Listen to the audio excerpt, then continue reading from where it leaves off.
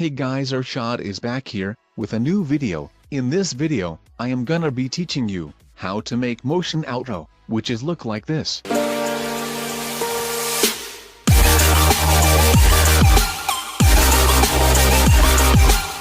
So I am using Kinemaster. You can download this app from description below. You can also download outro pack in description.